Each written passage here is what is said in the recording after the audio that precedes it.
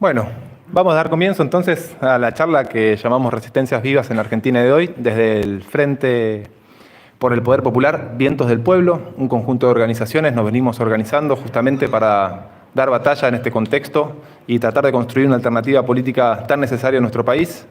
Veíamos necesario visibilizar y convocar a compañeras y compañeros de los distintos procesos que se están dando contra este gobierno que va avanzando con mucha complicidad del sistema político. Estamos justo en una semana y media de haberse consumado un fraude a cielo abierto con la criptomoneda Libra, que en otras circunstancias políticas este gobierno ya no tendría que estar, y sin embargo, a pesar de que evidentemente hubo un fraude, hubo una participación necesaria de Presidencia y su entorno, diciendo que fue uno de los fraudes más grandes de criptomoneda en la historia, sigue, a pesar de esta cuestión, como decíamos, por la complicidad de ciertos sectores de la política y del establishment económico que lo van sosteniendo en su lugar. Por eso también nos parece importante redoblar la apuesta a visibilizar las luchas, porque no son pocas y vienen generando procesos muy importantes que aquí hay solo algunas muestras y esto va recorriendo todo el país. Y también es necesario no solo visibilizarla para escuchar cómo se vienen organizando, cuáles son los métodos de lucha que van implementando, cuáles son las características del ataque del gobierno, cuáles son las respuestas de las compañeras y los compañeros, sino también de poder entrar en diálogo de las distintas luchas entre sí, porque es necesario trascender los conflictos sectoriales e intentar generar unidad para poder generar otro proyecto de sociedad que sea más vivible y por el cual valga la pena luchar. Así que, sin más, agradecemos a la presencia nuevamente desde Vientos del Pueblo, Frente por el Poder Popular, a los presentes y a las compañeras y los compañeros que están aquí.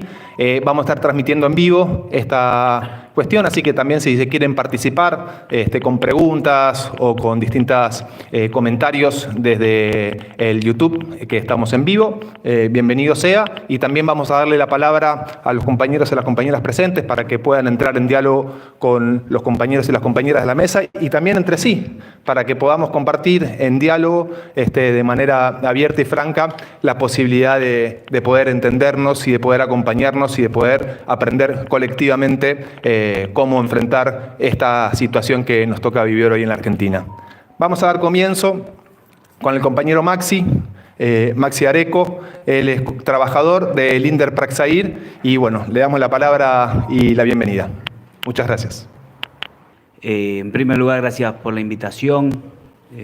Muy interesante compartir este espacio con otros compañeros y en lucha y con otros compañeros que siempre nos dan una mano, especialmente Norberto, que lo tenemos siempre ahí al pie del cañón cuando necesitamos alguna cuestión. Yo soy Maxi, como me presentaron, soy trabajador del Linde Praxair. Linde Praxair es la empresa de gases industriales y medicinales más importante del mundo.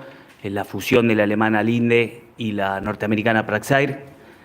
Fabrica todo lo que son gases industriales para la industria automotriz, metalúrgica, siderúrgica, petrolera, petroquímica, el gas de las bebidas gaseosas y el oxígeno medicinal tan importante en la pandemia. Es una empresa que abiertamente, desde que llegó a la Argentina en el año 96, se dedicó a tener prácticas antisindicales. Nosotros, cuando llegó Praxair a Argentina, compró 5 establecimientos que había en Argentina, pero para ir a la casa central en Pacheco lo que había que hacer era desafiliarse al sindicato, año 96, 97, 98, 99, lo cual todos hicimos en ese contexto de desocupación, de crisis económica. Entonces todos los que fuimos al establecimiento de Pacheco, ninguno estaba afiliado al sindicato y nunca hubo comisión interna. En el 98 hubo un primer intento de armar una comisión interna que obviamente terminó con el despido de los 2 principales activistas. Y recién en el 2005 volvimos a hacer un intento, no, en el 2004 empezamos a conversar, armar la comisión interna con la experiencia de que la empresa tenía prácticas antisindicales muy fuertes. Tal es así que el presidente de la empresa en las reuniones de fin de año daba un discurso, un brindis, y decía: estamos orgullosos un año más, la empresa libre de sindicalismo, decía. Lo decía abiertamente en las reuniones de fin de año sin ningún problema. Entonces nosotros, un grupo de compañeros, a partir del 2004, especialmente porque empezaban a aparecer muchos problemas de salud, porque durante los 90 no había mucho trabajo y éramos pocos, pero a medida que la industria empezó a crecer a partir del 2003, 2004, 2005, empezó a haber mucho trabajo con la misma gente y con las condiciones de los 90, decimos nosotros. La empresa nos quería imponer seguir trabajando en las condiciones de los 90, pero con mucho trabajo. Eso empezó a generar mucho problema de salud, especialmente por cerrar los tubos con la mano, muñeca, codo, hombro por movimiento repetitivo, tobillo, rodilla y cadera por patear los tubos, que son un pedazo de hierro. Y entonces un grupo medio en la clandestinidad en el vestuario nos empezamos a organizar. Hicimos, una vez que éramos ya unos cuantos compañeros decididos a armar la comisión interna, hicimos una elección casera, presentamos eso en el sindicato. Yo era uno de los candidatos a delegado general. Cuando llegué al otro día me despidieron, o sea, las prácticas antisindicales de la empresa.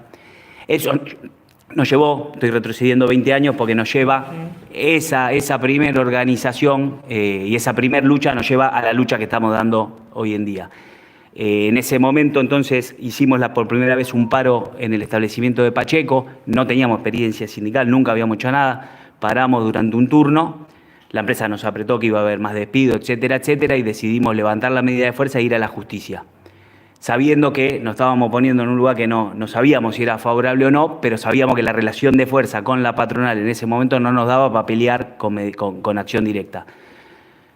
Tuvimos un fallo favorable en primera instancia por práctica discriminatoria y antisindical. En segunda instancia, y ahí sí, 20 meses después, paramos nuevamente el establecimiento, ahí sí durante 24 horas, y logramos la reincorporación. O sea, tardamos 20 meses en consolidar esa organización interna. En esos 20 meses, nosotros no solo conseguimos conquistas internas, que se respete el convenio en primer lugar, frenar los ritmos de producción, controlar los aspectos que dañaban nuestra salud, reducir hasta totalmente el 2007 todo tipo de accidentes laborales y de enfermedades profesionales. Las pocas que quedaron en el 2007 eran un residual de la etapa de trabajo anterior, de los ritmos de trabajo anteriores.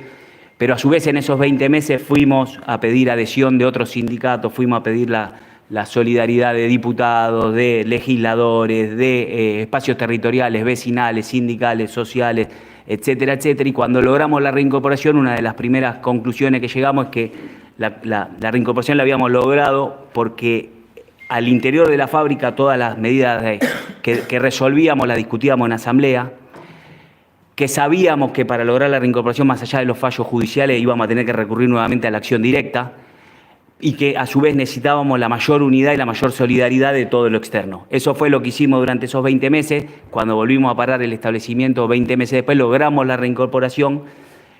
Eso sí, con una salvedad que la empresa planteó que igualmente iban a seguir las instancias judiciales. Me reincorporaron en el 2007, la empresa fue a la Corte Suprema, que recién en el 2011 también dio un fallo favorable que fijó jurisprudencia de la Corte Suprema del despido discriminatorio y antisindical. Pero yo ya estaba dentro del 2007, hubiese sido imposible sostener esa lucha desde el 2005 hasta el 2011 conmigo afuera. Luego de eso, nosotros fortalecimos intentamos fortalecer esos 4 aspectos que llegamos a la conclusión que nos habían permitido la reincorporación. La asamblea como método democrático de participación, de toma de decisiones, no solo de toma de decisiones, sino de participación, de abrir la cabeza, de pensar, de discutir, de ver las debilidades, de ver los compañeros que tienen más dudas, de construir ese sentido común, ese sentido colectivo que es superior a cada uno de los sentidos individuales que tenemos los trabajadores. En segundo lugar, la acción directa. No lo digo en ese orden, pero no porque uno sea más importante que otro. La acción directa como método para pelear con la patronal, indefectible. Podemos hacer todo lo que sea, pero si no tenemos la fuerza de realizar la acción directa, que en el lugar de trabajo es parar la producción, en la fábrica es parar la producción, cada uno en su lugar de trabajo sabe más o menos, en nuestro lugar de trabajo es parar la producción. La búsqueda de la unidad al interior de la fábrica, por eso una de las primeras, o de las segundas luchas que tuvimos fue pasar a convenio químico al personal de limpieza, que lo logramos en el 2009-2010, pasar al personal de cocina al convenio químico, que fue en el 2010-2011, y después pasar al personal. Había una gente que supuestamente estaban en comercio que escaneaban cosas, especialmente todas compañeras mujeres, que las tenían en un cuartito en el fondo, que en un momento ni sabíamos quiénes eran, y de pronto un día alguien dijo, che, ¿y las pibas que están en el fondo quiénes son? Era una empresa tercerista que se llamaba CECIDE, pero estaban ahí metidas en esa cueva hacía como 5 o 6 años. El tercer logro que tuvimos fue que las compañeras también tercerizadas de esa empresa de escaneo pasen a convenio. Entonces, todos en la planta de Pacheco pasamos a hacer convenio químico. En algunos casos logramos que pasen a ser parte del INDE Praxair, en otros no, quedaron en la empresa tercerizada, pero con el mismo sueldo que nosotros. pero también esa unidad que buscamos, la buscamos en el resto del territorio del barrio. Nosotros la mayoría somos vecinos de La Paloma o de Ricardo Rojas, que son los dos barrios que lindan con la fábrica. En el año 2009 abrimos un centro cultural con un bachiller, donde más o menos unos 80 vecinos del barrio pudieron terminar el bachiller, donde nosotros mismos damos cursos de oficio a los distintos compañeros, pero también en ese centro cultural donde se hacen reuniones en determinado momento por cuestiones como femicidio, cuestiones de inseguridad, cuestiones de vivienda. En un momento en esos barrios como está Nordelta, que en verano están todas las casas quinta me sale, pero las casas con pileta y todo eso, las casas de los country que tienen mucho, estoy un poco nervioso, tienen mucho, llenan las piletas, ponen la regadera, entonces el barrio se queda sin presión de agua, entonces el tema del agua es muy importante en el barrio, entonces se hicieron muchas reuniones por el tema del agua en el centro cultural, incluso hasta tuvo que venir en su momento el actual intendente, Julio Zamora, a dar respuestas sobre estos temas. Entonces logramos ahí una unidad con los vecinos del barrio, con todas las problemáticas,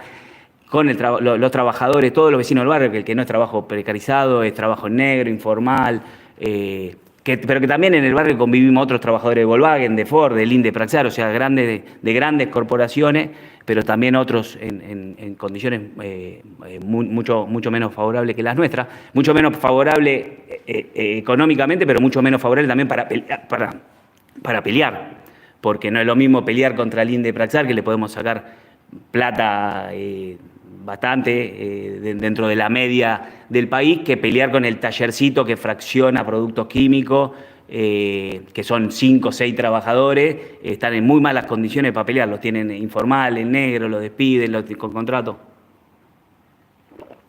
Nosotros logramos que en Linde Praxair no haya obviamente trabajadores contratados, ni contrato basura, nada, somos todos efectivos. De tiempo debo ya estar ya mal.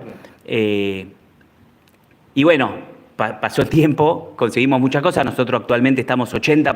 Cuando armamos la interna no nos pagaban el título secundario, que es 20%, la antigüedad, que es 1% por año, no nos pagaban la rotación, que es 25%. En los primeros años logramos todos los ítems de convenio. Ahora, 20 años después, estamos más o menos entre 80 y 100% arriba de lo que dice el convenio químico.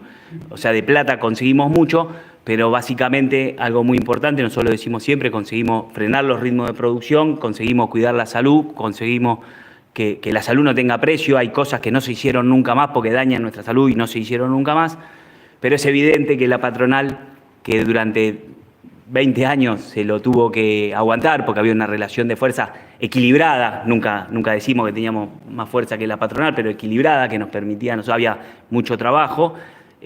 Durante el gobierno de Macri empezó a hacer algunos avances. Durante la pandemia tuvo que frenar porque el oxígeno medicinal pasó a ser vital y hubo mucho trabajo.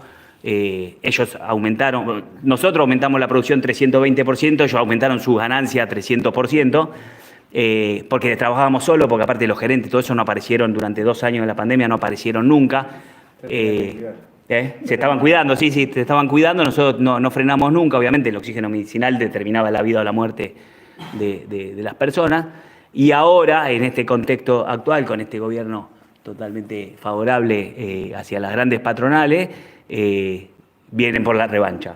El 5 de diciembre nos despidieron a mí inclusive. Nosotros en el año 2014 decidimos que era momento de empezar a rotar. El grupo que venía de 2005 a 2014 eran más o menos los mismos 5 delegados. Yo era delegado general desde 2005 a 2014. En 2014 decidimos empezar a rotar, empezando por mí. Yo entonces en el 2015 no me presenté, el que estaba segundo pasó a primero y fuimos rotando. Y en el 2018 terminamos todo el sistema de rotación, por lo tanto de la primer camada no quedó ninguno de delegado.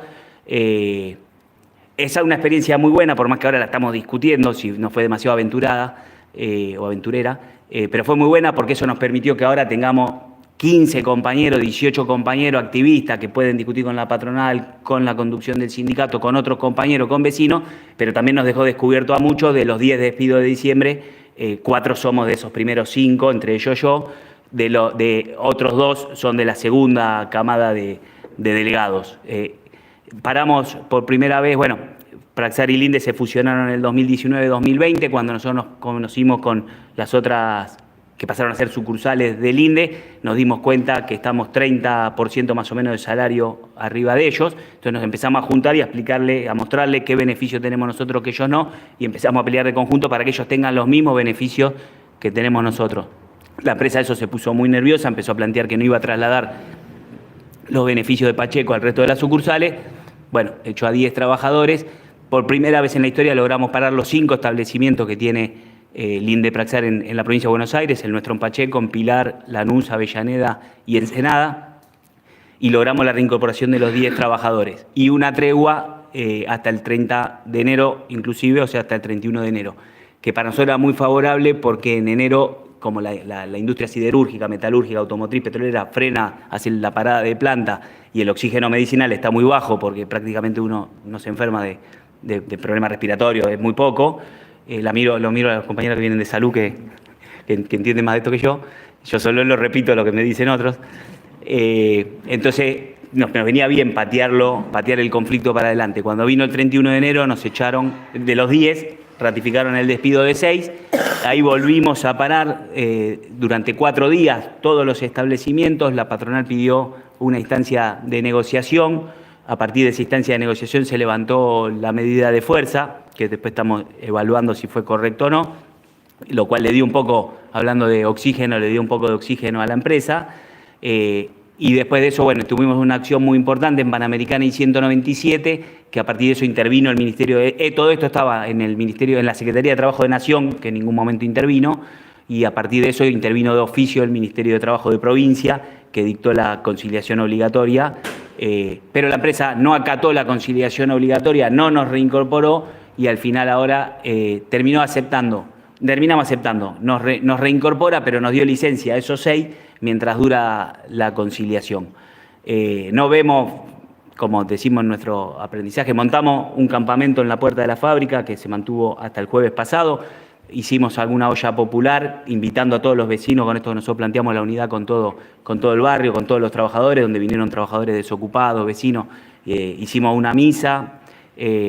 Junto con eso hicimos el corte en Panamericana y 197, junto con eso todo votado en asamblea, medida de acción directa, y ahora lo que estamos analizando, nunca lo dejamos analizar, es para cuando termine la conciliación, nosotros sabemos, como lo sabíamos en el 2005, no vamos a lograr la reincorporación si no volvemos a parar. Ahora sí es necesario parar las 5 plantas, porque ahora tienen estas sucursales, porque aparte hay muy poco trabajo.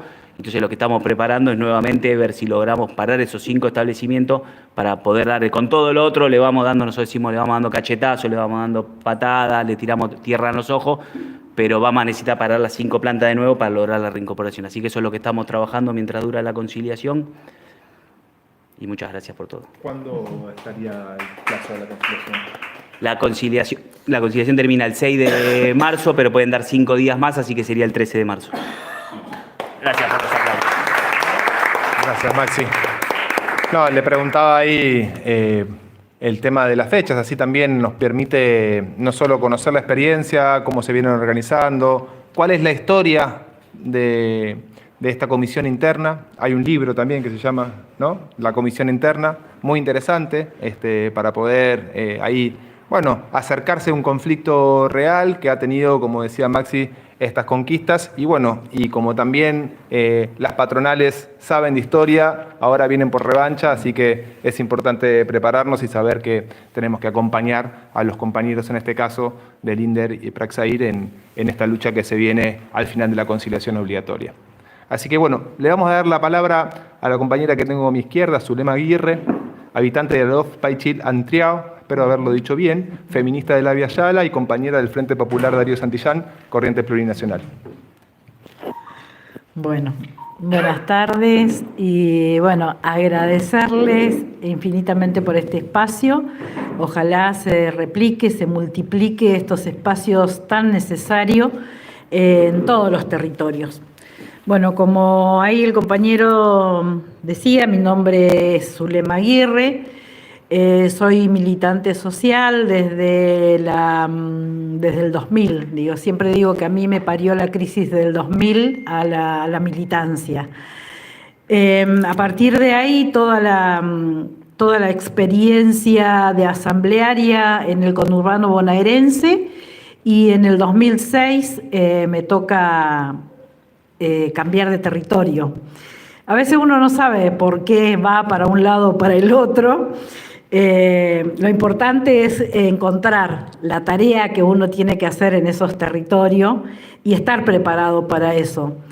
Mi familia es una familia campesina, yo nací en el campo, entonces para mí encontrarme rápidamente con las comunidades mapuche no me fue difícil. Enseguida nos entendimos, digamos, esta fuerte relación con el territorio, y a partir de ahí no empezar a, inclusive, a cambiar muchos vocabularios, porque uno cuando empieza a pisar la tierra, la cabeza empieza a pensar de otra forma también. El vínculo desde el principio y desde muy temprano fue el vínculo con las mujeres. Yo me iba con la experiencia de la Asamblea del Puente Pueyrredón, esa hermosa experiencia y hazaña que nos dimos las mujeres en los piquetes, de encontrarnos en asamblea y proponernos un espacio autónomo dentro de nuestra autonomía de la organización, y empezar a replantearnos y a empezar a reflexionar sobre el rol de las mujeres dentro de las organizaciones sociales. En ese mismo sentido, en esa ciudad, como siempre digo, pueblo, tan frío en su clima meteorológico, pero también en su clima social, fue muy difícil encontrar un lugar, pero con las mujeres de la Paichila-Antriao no fue tan difícil. Así que ahí empezamos a transitar camino con ellas, y hace 2-3 años que me invitan a vivir en el territorio.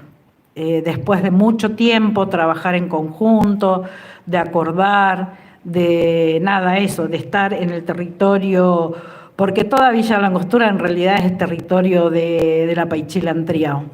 Y ahí me voy a meter a contar un poco la historia de la Paichila-Antriao, porque hoy en día hay un debate muy fuerte, ¿no?, de parte de la prensa hegemónica, de que si son mapuche, no son mapuche, si son de Argentina, si son de Chile.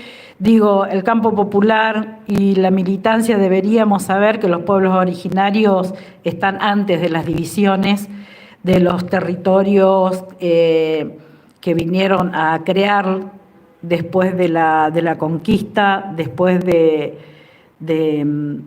la matanza, ¿no? Nuestro territorio, nuestro pueblo, nuestra nación argentina, como lo conocemos, está fundado sobre genocidios.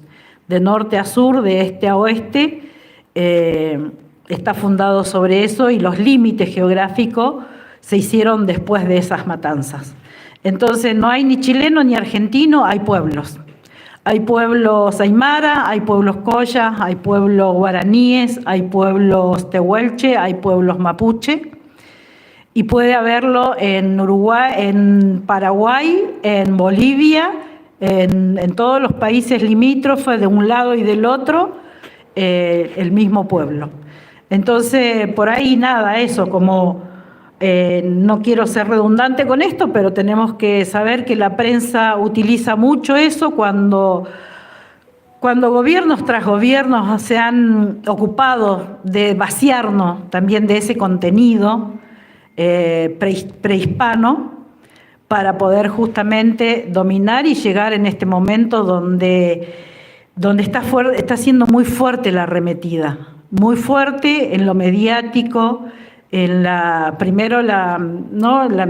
buscar el consenso social de que si son chilenos o son argentinos, y exacerban por ese lado el odio que se vomita desde el poder central.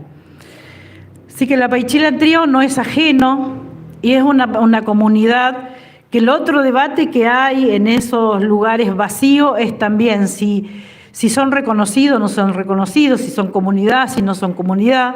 Cuando esos títulos o esas menciones fue el Estado argentino quien le da para poder reconocerlo después de haberlos sometido durante años y años y después de haberlos matado a familias enteras, ¿no? Después le dicen, bueno, ustedes los indios quieren ser comunidad, bueno, tienen que registrarse acá.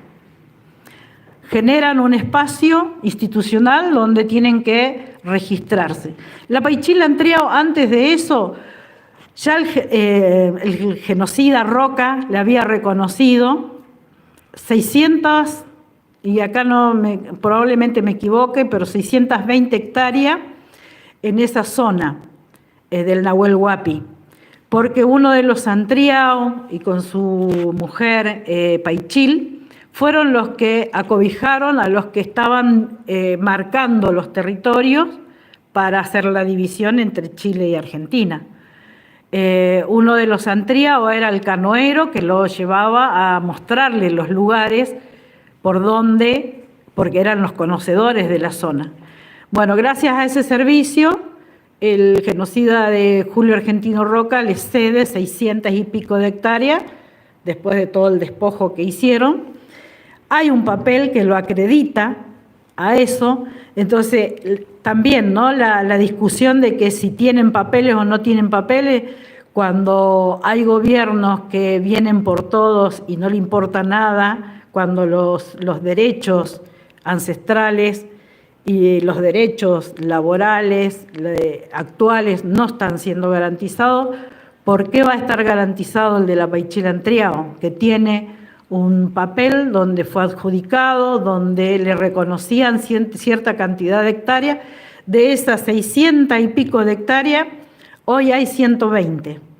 120 es interrumpida, por eso cuando muchas veces nos sienten hablar a nosotros de la zona, hablar de la Paichila-Antriao, probablemente estén escuchando decir el sector de Puerto Elma, el sector del Camping Correctoso, el sector de Pichunco, el sector de, porque están interrumpidos por desarrollos inmobiliarios, por casaquintas, por mansiones, y fue una manera también de ir, ¿no?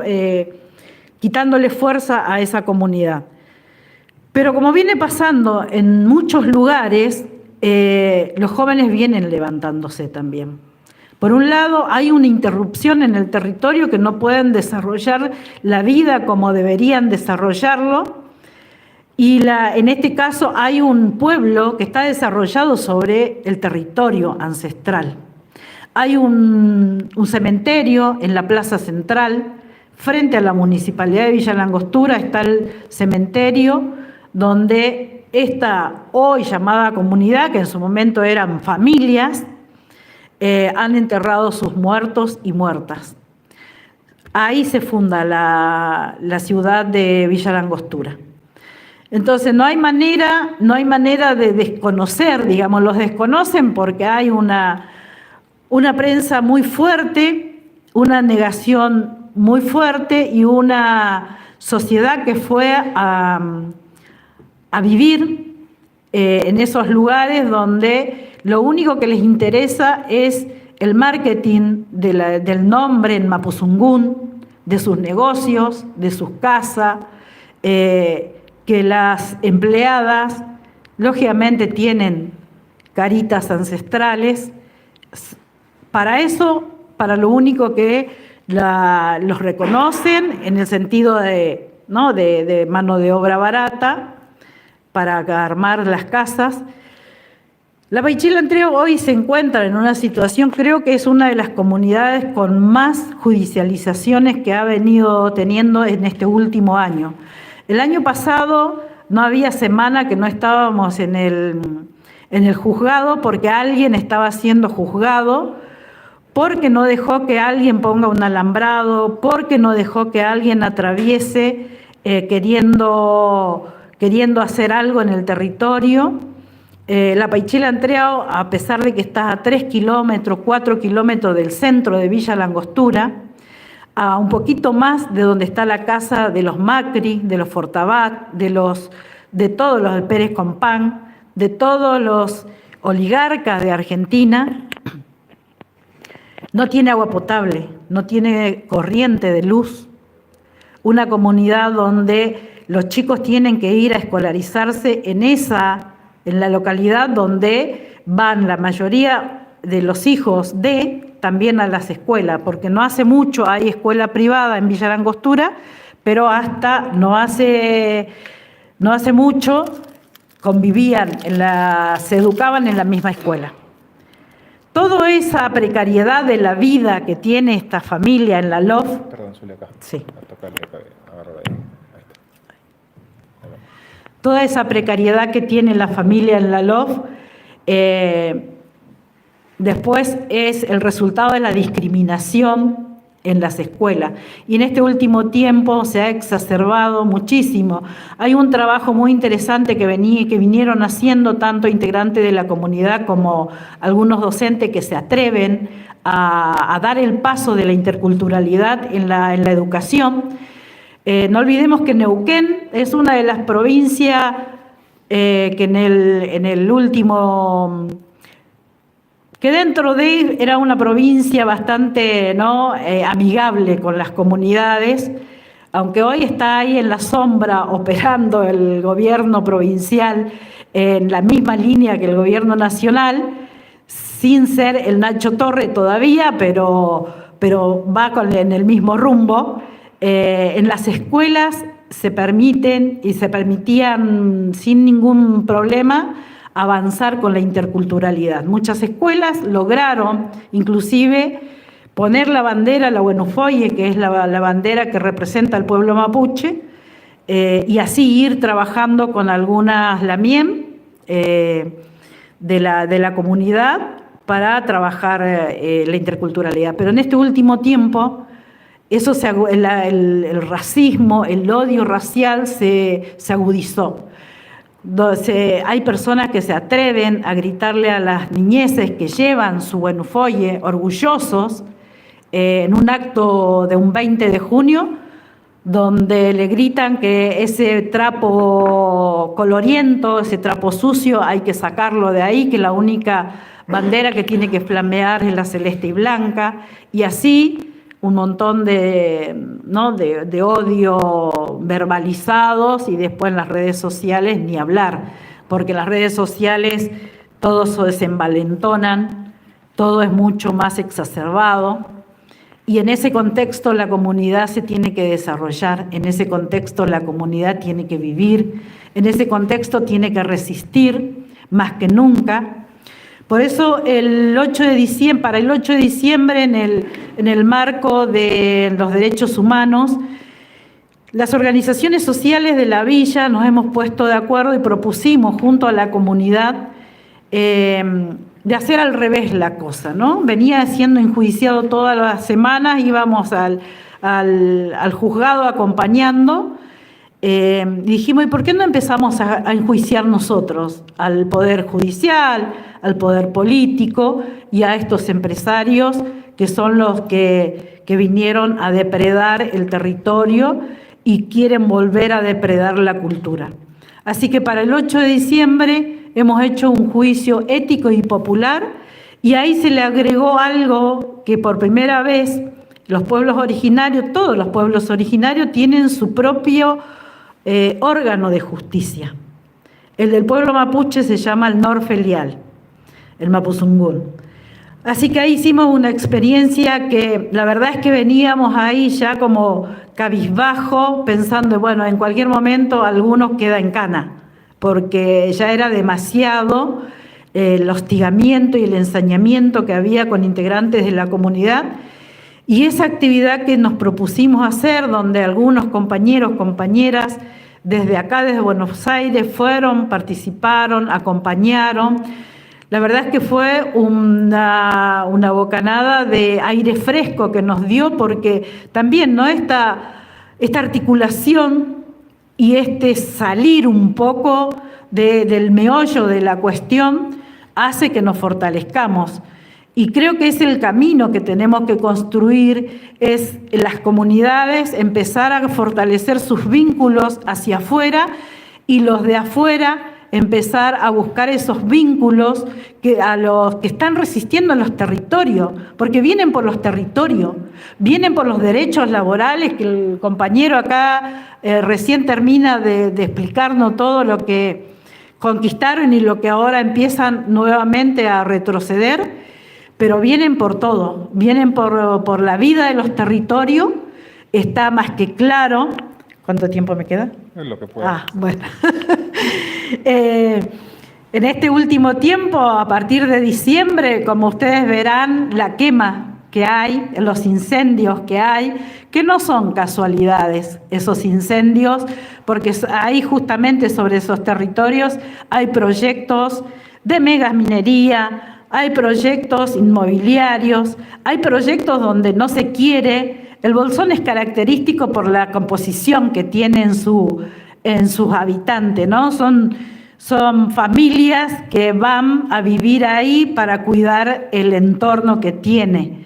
Entonces eso no, para los proyectos de estos grandes empresarios, eso no es rentable. No es rentable que se hagan la casita de barro, no es rentable que sigan viviendo de la cosecha de la rosa mosqueta y hacer dulce, no es rentable, sino que es rentable hacer grandes barrios privados con pista de esquí, porque el machine ahogado, eso es uno de los proyectos, más allá de que después lo que descubran qué hay debajo del suelo, ¿no? Todo eso, y las nacientes de agua.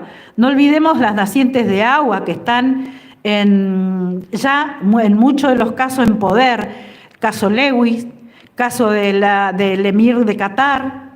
Todo eso son los proyectos de muerte que nos están ofreciendo y literalmente, digo, para el pueblo mapuche, porque no nos olvidemos desde acá cercano, nada más para recordar a Santiago Maldonado, para recordar a Rafita Nahuel, para recordar a Elías Garay, para recordar a las mujeres mapuches presas, como en las épocas de la conquista, con sus niñeces, una pariendo en cautiverio. Digo, todo eso que parece que pasó hace un montón, hace 1 año y pico, 2 años pasado eso, y ahora la Huincul nuevamente sentado enjuiciándolo por usurpación cuando son los dueños de los territorios.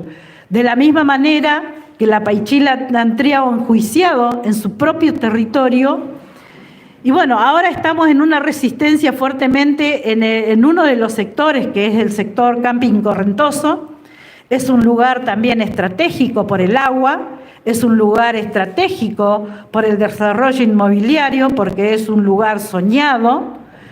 Ahí está la Paichila Antriao resistiendo.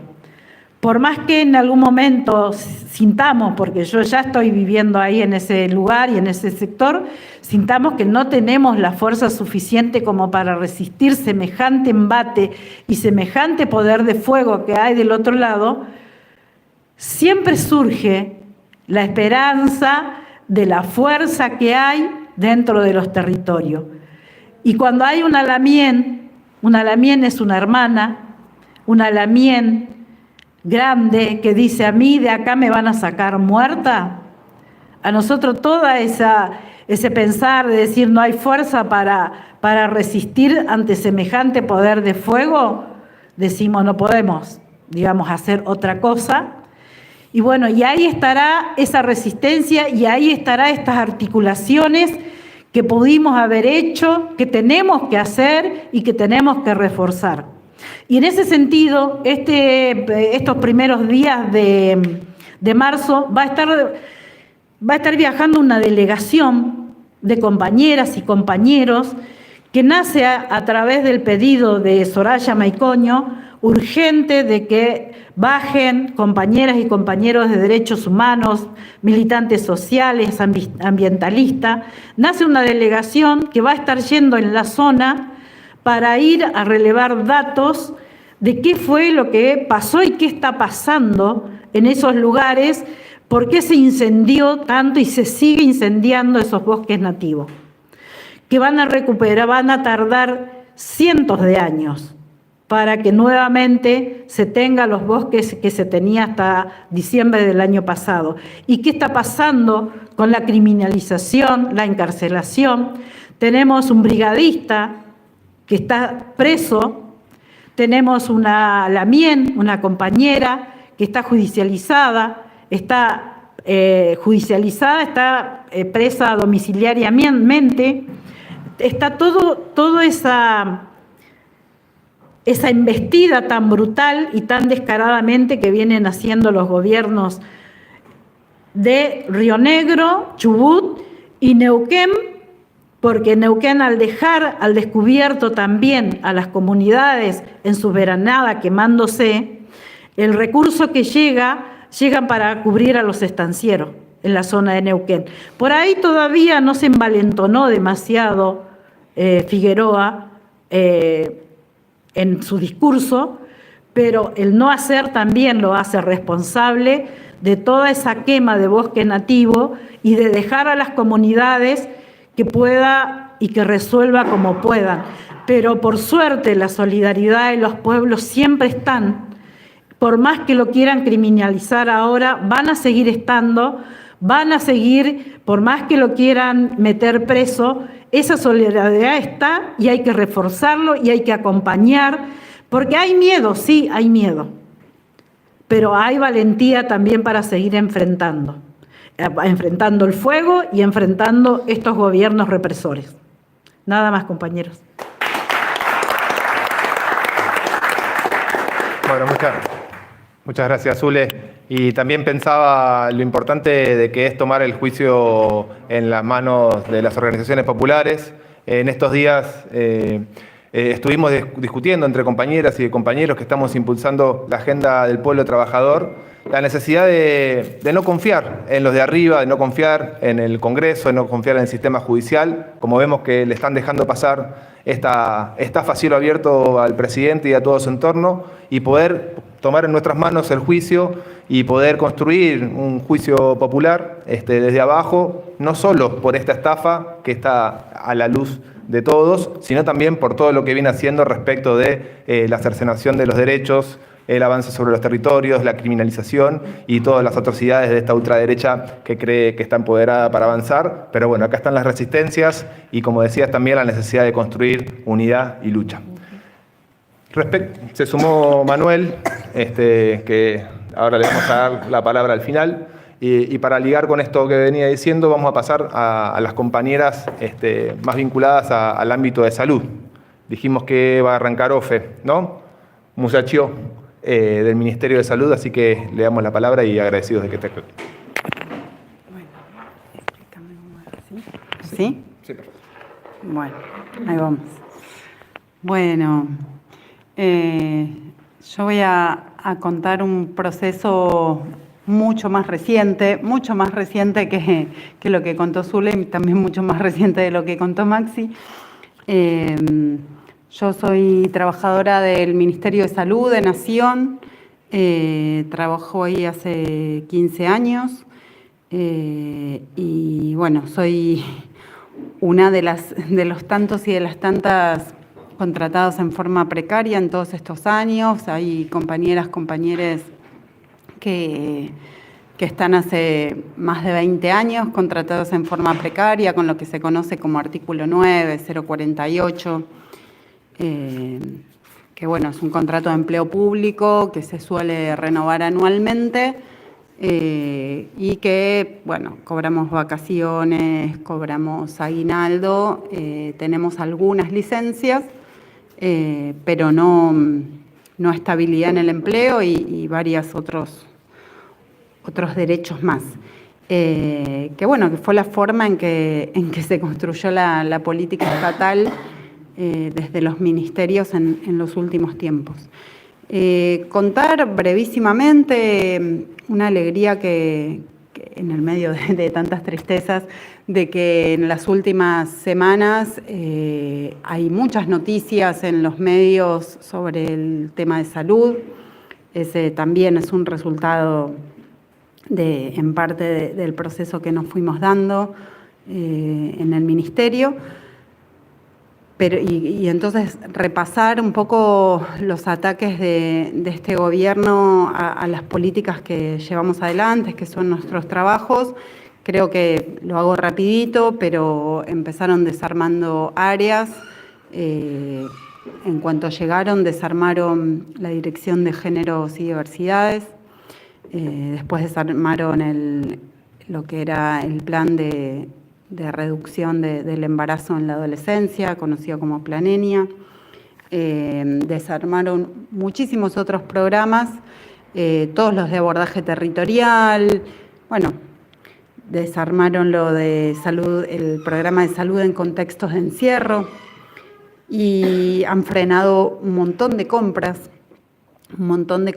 desde las medicaciones para garantizar las interrupciones voluntarias del embarazo, redujeron drásticamente las compras de preservativos.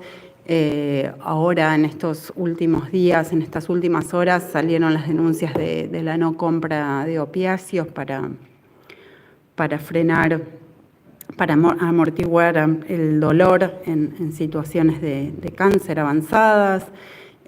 Han frenado, por ejemplo, también la compra de reactivos para el VIH, de lo necesario también para medir cargas virales. Han frenado compras vinculadas a poder detectar el virus de papiloma humano, que es el que produce el cáncer de útero, y un montón más, ¿no? O sea, una parálisis o freno o estancamiento o avances muy, muy lentos de compras. Han prohibido, nosotros decimos palabras, ¿no? Pero son líneas de trabajo, desde no poder decir, obviamente, cambio climático, hasta no poder usar lenguaje inclusivo, pero ni siquiera poder decir niñas y niños, entonces se trata de solo niños, raro.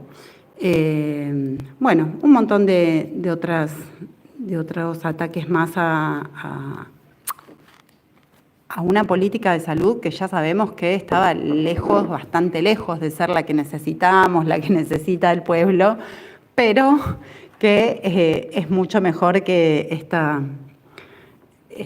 reducción a, no sé, a tiempos muy oscuros. Y esto, viendo como equipos de salud, decimos con la mayoría en una situación de mucha precariedad, es así como una rara avis, alguien que sea planta permanente, es como, sos planta permanente, ¿de dónde saliste? Bueno, resulta que se había pasado de otro ministerio, donde las luchas por el pase a planta habían sido más efectivas o más intensas, o las dos cosas.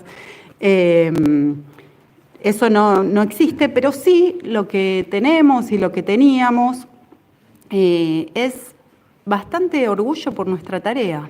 La verdad que lo que hay son muchos laburantes que nos interesa lo que hacemos o lo que hacíamos. Estudiamos, aprendemos, tenemos contacto con equipos de salud, sabemos. Y eso, la verdad que es un piso interesante para cualquier proceso de resistencia y organización. Al mismo tiempo venía creciendo un malestar importante con la Junta Interna de ATE, con UPCN por supuesto que también, pero bueno, UPCN ya sabemos quiénes son, ¿no? Digo, no hay muchas sorpresas. Con la Junta Interna de ATE, que es de la línea blanca y verde. En un principio fue blanca, pero enseguidita se hizo blanca y verde. No, al revés lo digo, ¿no? Es verde y blanca. Bueno, eso. Por un lado, la mayoría compañeros que compartimos los equipos de trabajo, que nos llevamos bien, que incluso hay cariño, algunas amistades, pero lo que venimos viendo cada vez más son acciones esporádicas sentirnos, no digo que sea el sentido con lo que lo hacen, pero yo digo lo que sí sentimos varios es de ser tratados casi como rebaño, ¿no? En estas acciones. Bueno, apurarse, que corta el semáforo y el protocolo, estar sobre la calle. Bueno, mañana hacemos tal movida.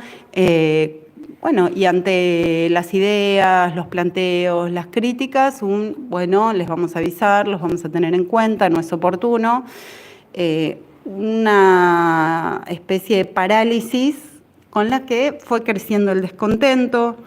Un hito muy fuerte de este descontento fue cuando surgió la lucha del Hospital Bonaparte, que bueno, que yo no me canso de decir que fue nuestro farito, porque, bueno, muchas veces es, bueno, como en el Bonaparte que se pudo, así hay que hacer. Y eso fue un sentido común que fuimos compartiendo. Un enojo muy grande fue que no hubo cese para ir a apoyar al Bonaparte. Después de ese fin de semana larguísimo de apoyo y de difusión de la lucha, fue solo la Junta Interna y nos quedamos ahí encerradas, con mucho enojo, y una idea que surgió en alguna oficina por ahí, que se fue difundiendo por otros lugares del Ministerio, fue, no, bueno, al menos peguemos carteles de apoyo, porque este es el Ministerio de Salud, cierra un hospital, ¿qué más que eso tiene que pasar? Y no te digo que se llenó, pero aparecieron muchísimos carteles hechos a mano, con letras distintas, de apoyo al hospital. Otro de los enojos, de los malestares, fue que los planteos de estas acciones esporádicas siempre eran solo por los puestos de trabajo. Y a nosotros nos interesa lo que hacemos. Sabemos que sirve, sabemos que, o servía, sabemos que es importante la salud de las niñeces y de las adolescencias trans, sabemos que es importante la política vinculada a métodos anticonceptivos y a poder elegir, sabemos que es importante qué tipo de política vinculada a la prevención de infecciones de transmisión sexual y miles de etcéteras, ¿no? Cada una en su lugar. Y hubo muchos señalamientos en las poquísimas asambleas generales que hubo, en todas las pasadas por donde pasaban integrantes de la Junta Interna por los sectores, y no había mucha escucha. Un poco el estallido se da a partir de que se sabía ya que iba a haber despidos, muchos despidos. Nosotros sufrimos el cierre del Planenia, lo que tuvo, que fueron 600 despidos, lo que tuvo, y se hizo la acción gremial. La verdad es que fue después, a posteriori de eso, hacer un acto, estuvo muy bien, muy lleno de gente, mucho apoyo, pero bueno, era casi un funeral, porque ya había ocurrido y bueno. Además, la mayoría de esos compañeros y compañeras estaban en las provincias, con lo cual no eran compañeros que ves todos los días, con lo cual es más fácil olvidarse, lastimosamente es así. El Planeña era el plan para la prevención y reducción, bueno, reducción no lo decían mucho, prevención del embarazo no intencional en la adolescencia. Bueno, que había distribución de métodos anticonceptivos, consejerías, asesorías de salud integral en las escuelas, en poquitas provincias, pero bueno, era algo. A partir de todo esto surgió como un estallido un día, después de asambleas de sector, donde había mucho malestar, de salir a exigir la lista de despidos y no quedarse esperando que era la actitud a las que nos invitaban constantemente. Obtuvimos en 2 horas esa lista de despidos, que supuestamente no sé cuánto iba a llegar, eran 170 despidos, y a partir de eso empezamos un proceso de asamblea, de movilización, y tuvimos la alegría, la suerte de que fuera una lucha bastante rodeada, ¿no? Vinieron muchos activistas de distintos sectores de salud, Julia entre otras. Al toque pudimos organizarnos en comisiones, pudimos empezar a a organizar esas asambleas enormes. En la primera tuvimos que bajar a la calle porque no entrábamos realmente en un lugar donde siempre entramos y había esta gente de UPCN que se quedó después en el proceso de las asambleas.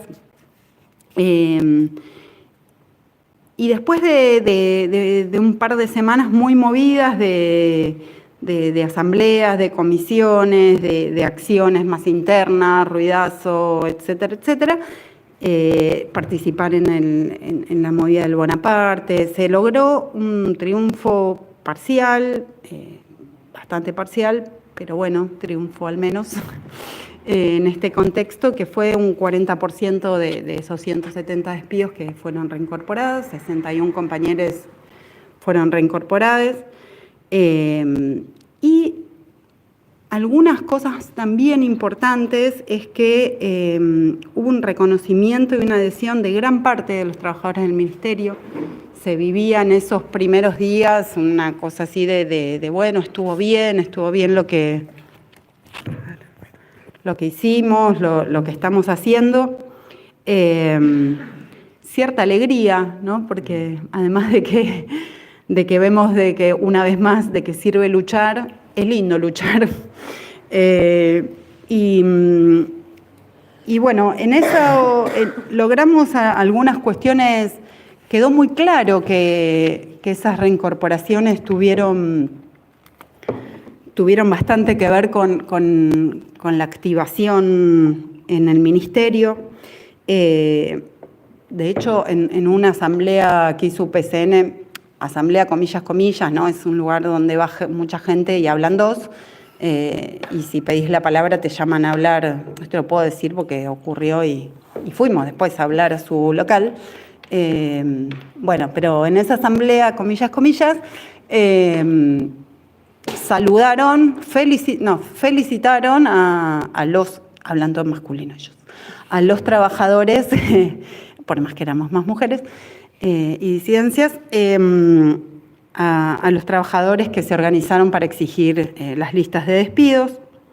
Y ATE, si bien no se sumó al proceso de asambleas activamente, bueno, nos prestaba el megáfono al principio, bajaban algunos, se quedaban, entre la asamblea no hablaban, y empezaron a incorporar en el discurso y en las acciones cosas que se decían en las asambleas. Por ejemplo, que era importante la política pública, que no nos da lo mismo hacer cualquier cosa, que no nos cuiden el puesto de trabajo para apretar el botón del ascensor porque no nos interesa. Entonces empezó a haber ahí como cierta escucha. Bueno, esto que decíamos de recuperar las voces, la autoactividad, la participación, el método de las asambleas, recuperando el método de las asambleas, ¿no? Donde gente se junta, discute ideas, vota cosas y las hace, que parece tan sencillo, pero que bueno, las asambleas de ATE tampoco eran así. De hecho, sí podías hablar, eso hay que reconocerlo, pero bueno, llegaba el momento de votar y pasaban cosas y bueno, en una de las últimas asambleas, que terminó con mucho enojo y descontento, y fue como una de las bases de lo que pasó después, el compañero delegado general cerró diciendo que se quedaba pensando en lo que proponíamos. Gracias, papi, no sé. Pero bueno, con todo cariño por el compañero, realmente, porque existe esos vínculos con los laburantes, pero bueno, con mucha crítica. Bueno, también decir que aparecieron en estos procesos muchas de las prácticas vinculadas al movimiento LGTBQ, al feminismo, muchos campos forjados también en esos ámbitos. Y algo súper importante también fue la salida en los medios, ¿no? Había como un planteo muy fuerte además de no hacer medidas, porque estamos negociando, está abierta la mesa de negociación, ¿no? Esta cosa de aceptar desde el sindicato que no se puede ni reunirse en asamblea porque se supone que es una medida y la patronal te va a cortar la mesa de negociación. Bueno, esa parálisis también implicaba la parálisis de no hablar en los medios. El proceso de las asambleas significó desconocer esta idea y la salida en los medios de comunicación de compañeros despedidas, que la verdad tuve muchísimo rebote y entendemos que tuvo mucho que ver también con la reincorporación del 40% y también con que tuvieran que, desde el Ministerio, tuvieran que reunirse con OPS para explicarles que se iban a comprar vacunas e incluso reincorporar a compañeros en sectores clave, como el sector de refrigeración de las vacunas, que como lo explicó maravillosamente la compañera Mavi, que salió en muchos medios, dice, está armado una cadena de engranajes y si sacas uno, por más que lo demás quede, no funciona. También con un montón de desobediencias colectivas de, por ejemplo, pasar a reemplazar a compañeros con saberes muy específicos que cumplirán el jueves 27, que es mañana, en las puertas del Ministerio. A las 10 importantes fue la articulación con los distintos sectores en lucha y con las asociaciones de usuarios que están luchando también por su salud, por su vida y la de todos. Entonces, eso, mañana tenemos que romperla, así que ahí vamos a estar. Gracias. Gracias, Sofe. Bueno, me quedaba pensando en esto que decías de la importancia de tener compromiso con la tarea y de ahí defenderla. También, como lo contaban los compañeros de sus puestos de trabajo, en los 90 no había trabajo y había que defender el puesto de trabajo, que es lo único que tenemos, o como también las compañeras contaban en los territorios, es nuestra casa, es nuestra única casa, por eso también la defendemos con todo lo que tenemos y me parece que también es interesante esto para recuperar, para pensar en las luchas actuales y en las luchas que necesitamos seguir desarrollando, ¿sí? Y sobre esto del trabajo y el compromiso con el trabajo, me parece que justo vienen las compañeras del Bonaparte, Juli Chevalier, que también hay algo muy potente allí, así que le damos la palabra. Bueno, gracias. Bueno, pensaba mientras escuchaba a todas los que hablaron antes, que estamos todo el tiempo retomando nuestros métodos y reconociendo el poder que tenemos, el poder popular, y que si lo aprendimos es porque lo aprendimos en la experiencia, con compañeros y compañeras que nos enseñaron con el ejemplo, que compartimos luchas. Hoy estamos despidiendo a nuestra compañera Ana Viola y la tenemos presente y la homenajeamos.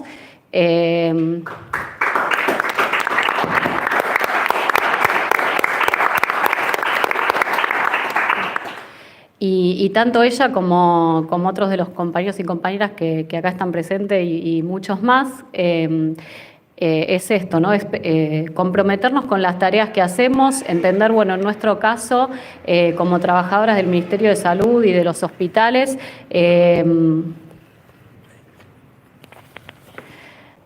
la tarea importante que tenemos en ejecutar esas políticas públicas, hacerlo con responsabilidad, aún así cuando estamos precarizados y a veces por las prácticas que venía describiendo cuando hablaba Ofe, es bastante calcado, ¿no? Las prácticas que tienen los sindicatos, en este caso también ATE y UPCN en el hospital.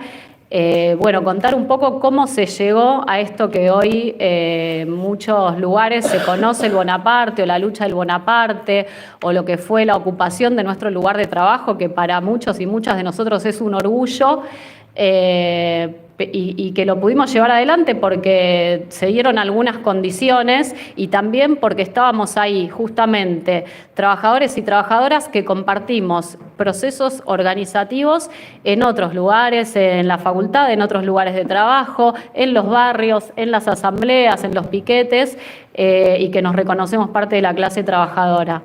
En ese sentido veníamos transitando todos estos años. Yo trabajo hace 7 años en el hospital y desde hace 10 años ya se venía desarrollando lo que es el Hospital Laura Bonaparte, que lleva el nombre de una madre de Plaza de Mayo, que es una psicóloga comprometida con la salud comunitaria, pero que aparte perdió a 7 familiares víctimas de la dictadura cívico-eclesiástica militar. Y que también es una impronta en nuestro hospital. La atención, el trabajo de todos estos años, de trabajar por una salud mental, por los derechos humanos, por la inclusión de la población LGTBIQ+, que viene siendo discriminada en todos los efectores de salud y demás circuitos laborales y todos los circuitos de inserción social, desde ya que no son cosas que se tenían totalmente logradas, pero sí que se venía trabajando fuertemente en la inclusión y en ser un hospital de referencia de prácticas de salud mental que necesariamente tienen que replicarse en todo el territorio. En los centros de salud no puede ser que nuestras familias hagan colas a las 4 de la mañana para conseguir un turno para una atención de salud básica o compleja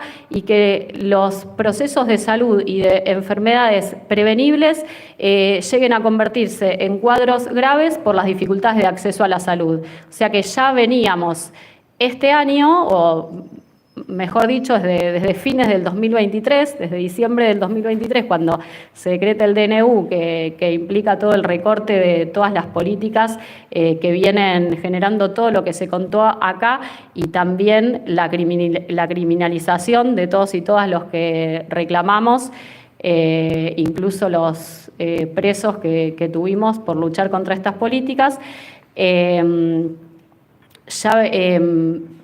Se venía, digamos, el acceso a la salud y las prácticas de salud ya era algo que debía seguir siendo mejorado.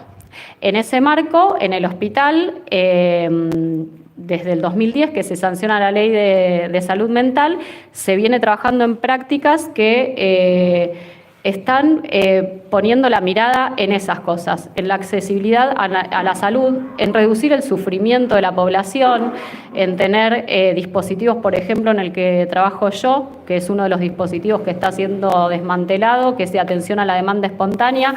Es el único en Argentina de atención a la demanda espontánea en salud mental que funciona de 8 a 20 y no es una guardia, con lo cual no hace falta llegar con un cuadro agudo, pero sí llegan problemáticas de salud mental complejas que tienen en el día una escucha, una orientación y en muchos casos también les podíamos brindar tratamiento en nuestro hospital. Eso hoy no es posible porque voy a tratar de hacer un poco de cronología y también de retomar la consigna que tiene que ver con esto de cómo nos organizamos y cuáles son los métodos. En el hospital, entonces, hay presencia de 2 juntas internas, las de ATE y las de UPCN, yo estoy afiliada a ATE, y las prácticas venían siendo, bueno, estos como reuniones, por ahí llamadas asambleas, pero que no son asambleas en sí, sino donde los delegados hacen anuncios. O por ejemplo, cuando hay una marcha del sindicato, a veces se publicaba o se decía cómo íbamos a participar un día antes, con lo cual también esas prácticas no están pensando en cómo cuidamos o incluimos a la población usuaria, que también es parte de esta política pública. Y por otra parte, teniendo una práctica de mucho regalito para el día del estatal, para el día que van desde agenda, vasito, mate, y mucho like en el grupo de WhatsApp y hasta ahí la participación en el sindicato.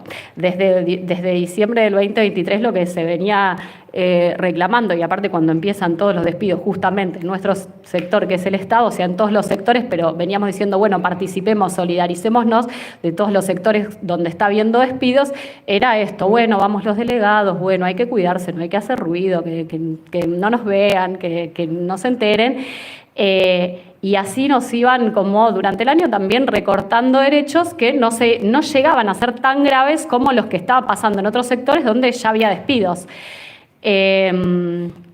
Así fue que llegamos a octubre, donde evidentemente venían, supongo que las juntas internas vendrían, ¿no?, negociando, ¿no?, evitar despidos, desconocemos cuáles eran esos no sé, encuentros, negociaciones y demás, pero lo que sí nos enteramos ese día, el 4 de octubre, era que estaba anunciado el cierre del hospital, lo cual generó muchísima solidaridad, por eso pudimos ese mismo día en el que ATE llama a esta asamblea urgente, fue una asamblea real, por esto de que venía contando antes, ¿no?, que muchos compañeros y compañeras pusieron ahí en juego cuestiones que ya sabían y que habían pasado por esa experiencia, y dijimos, bueno, no, hagamos una asamblea de todos los trabajadores, más allá del sindicato al que pertenezcan, más allá de que estén afiliados o no, y decidamos qué vamos a hacer en este momento que nos estamos quedando los 600 trabajadores sin trabajo y que va a cerrar un hospital que le brinda tratamiento a muchísimas personas y que tiene potencial para atender a muchas personas más si se sigue profundizando en la implementación de las modificaciones que ya se venían haciendo en relación a la Ley de Salud Mental. Así que ahí pudimos hacer la asamblea, decidimos la permanencia, que también fue una medida enorme. No se suspendió la atención, no se hizo paro, y eso también fue un gran cuestionamiento de algunos, digo solo de algunos porque seguía como habiendo cierta simpatía por las juntas internas, por la junta interna, porque estaba esto de que el compañero decía, bueno, si paramos la producción, ahí está más claro, pero si parás un hospital que brinda atención y que lo quieren cerrar, era raro, pero igual había que trabajar. En ese método era necesario para poder garantizar la permanencia, una atención mínima, también organizada entre nosotros, porque otra de las cosas que implementamos a partir de la asamblea y de esta metodología de acción directa fue el trabajo en comisiones. Había una comisión de prensa, una comisión de atención a los pacientes, saber cómo íbamos a hacer con los pacientes que llegaban, bueno, otras de la organización de la logística y seguramente otras que no me acuerdo. Y se hicieron actividades durante todo el fin de semana con muchísima solidaridad de todos los sectores, los jubilados que estuvieron los 4 días de la permanencia, los compañeros del Ministerio de Salud y de todos, bueno, del Garrahan, del Posadas, de hospitales y de centros de salud de toda la provincia, a las asambleas barriales, centros de estudiantes, bueno, toda la comunidad de los estudiantes que después de la ocupación del Bonaparte vinieron las ocupaciones de todas las facultades y en las asambleas decían como en el Bonaparte, y nosotros, bueno, nos daba mucho orgullo y mucha alegría. En ese momento fue un gran logro poder lograr que no se cierre el hospital, pero en ese no cierre el hospital también se firmó la reestructuración. Y había algo que recién comentaba Ofe en relación a la alegría de la lucha y los logros desde ya, que haber podido participar en la defensa del hospital y del trabajo que hacemos y estar escuchando los relatos de los usuarios que decían cómo haber pasado por el hospital o haber podido acceder a un tratamiento les había cambiado la vida. Nos llenaba de mucho orgullo y alegría, y muchos compañeros queríamos seguir esto, ¿no? Participando, solidarizándonos con otros sectores. Hubo otro centro de salud, que es el Centro de Salud Mental número 1, que es de Cava, que tuvo sus tierras en subastas y también estuvieron dando una pelea, y una de las cosas que decíamos en lo sucesivo era, bueno, vayamos a solidarizarnos. no, van los delegados, ya fuimos y por ahí no iba nadie. Y volvía esto de como una cadena de atemorizamiento, no sé cómo se dice, como bueno, no, quédense en el mall, después bueno, ahora ya ganamos, pero igual en este acuerdo que firmaron los sindicatos, en el caso de ATE, para levantar la permanencia y garantizar el contrato de todos los trabajadores y que el hospital siga funcionando, también estaba la reestructuración del hospital. Así que eso siguió adelante durante los meses que siguieron y lo que nos enteramos el 15 de enero, donde igual ya veníamos como palpitando, habían estado los despidos en el Hospital Sommer, bueno, ya venían los despidos en el Posadas y el desfinanciamiento en el Hospital Garrahan y las noticias que circulaban en relación a que los hospitales nacionales iban a pasar al orden de las jurisdicciones. Lo que anunciaron el 15 de enero fue los 1.400 despidos en el Ministerio de Salud. Y ese mismo día llegaron los 200 despidos al Hospital Bonaparte, lo cual implica el 40% de la planta del hospital. No sé si lo dije, pero estamos precarizados y tenemos el mismo tipo de contrato que describía OFE. No, en todos estos años no hubo un plan de lucha por el pase a planta. Sí hubo un concurso que se empezó a implementar a fines del 2023, pero que, bueno, obviamente quedó trunco. Así que, bueno, fue muy fácil para el gobierno deshacerse de 200 trabajadores porque les mandaron un mail por GEDE, que es el sistema de la Administración Pública Nacional, que decía que estábamos todos sin contrato, porque nuestros contratos habían vencido el 31 de enero, y lo que les decían en este mensaje es que sus contratos iban a ser por una duración de un mes. Ni hablar que ya veníamos de todo el desgaste que había implicado pasar por el proceso de los exámenes y de que la política que se dio el sindicato en ese aspecto fue hacer cursos de formación. No hubo un plan de lucha a la altura del ataque y decir, bueno, estos exámenes de idoneidad no tienen nada que ver con la idoneidad de trabajadores que tienen varias acreditaciones para el trabajo que hacen. Tuvimos que someternos a eso y después encontrarnos con esos 200 despidos, de los cuales muchos ya habían dado el examen y los habían aprobado. Así que al desgaste nuestra salud mental de todo este año trabajando en esas condiciones, se sumó ese nuevo maltrato, pero había quedado un saldo organizativo importante de octubre. El Instagram, que nada, parece medio banal decir Instagram, pero bueno, es un medio de comunicación y nos hizo poder llegar a muchas personas y bueno, pudimos contar en ese momento lo que estaba pasando. Nos volvimos a reunir en asamblea en el hospital, volvimos a resolver quedarnos en permanencia, pero eso no fue acompañado por un paro, con lo cual hizo muy difícil la permanencia, se sumaba al desgaste de los compañeros que habían recibido esta comunicación oficial que les decía que en 15 días se quedaban sin trabajo y sin sueldo.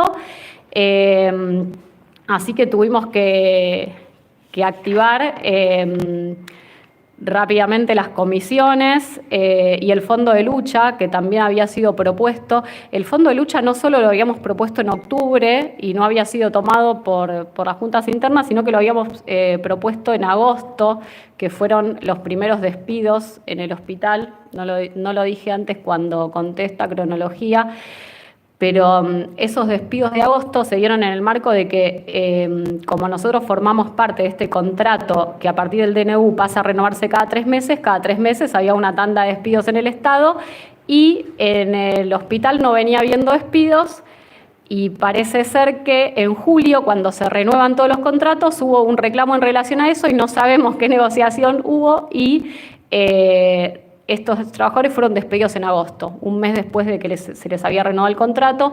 Ahí también todavía no estábamos organizados en asamblea, sino que fuimos al espacio de la Junta Interna de ATE a decir, bueno, cómo nos organizamos, nos solidarizamos con los compañeros, reclamamos las reincorporaciones y lo que nos contaron a partir de eso es que, bueno, que se abrió una mesa de negociación, y eso se fue dilatando. Propusimos el fondo de lucha y no, ahora el fondo de lucha no, porque el fondo de lucha es algo que genera mucha difusión y hay un grupo de trabajadores que está juntando plata.